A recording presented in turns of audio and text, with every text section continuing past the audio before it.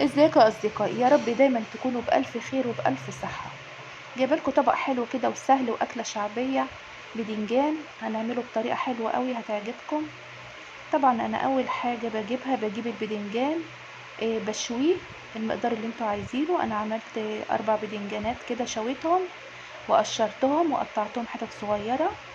هنجيب صينيه حاطين عليها شويه زيت. اول الزيت ما بيقدح بنزل ببصل متقطع قطع صغيره كده وهنقلبه. وبعد كده اول البصل ما هنحس ان هو ابتدى يدبل معانا وياخد لون، هكون مقشره توم ومقطعاه صغير اضيفه على البصل واقلب كله مع بعضه.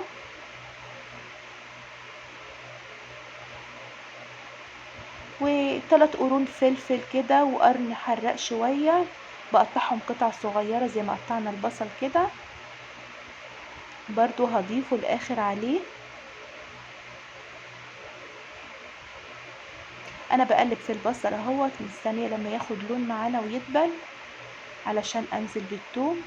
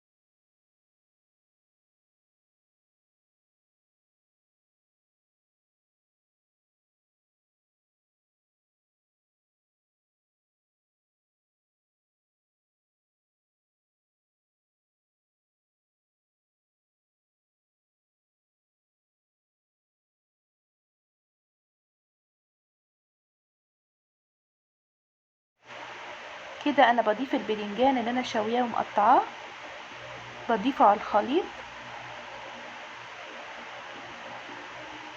وطيت له النار وسبته بقى عشان ياخد من بعضه كده. معلش في بعد قشرة بدنجانة سمرة في قلب العادي، يعني ممكن نشيلها. احنا بنشويه وبعد كده نقشره، وبعد ما نقشره بنقطعه صغير وبنضيفه في الاخر على الخليط. طبق جميل جدا وصحي واكلة لذيذة وسهلة وبسيطة ومبتاخدش وقت معانا. لو اعجبكم الفيديو ياريت لايك للفيديو والاشتراك في القناة وتفعيل زر الجرس يوصلكم كل جديد، واشوفكم على خير.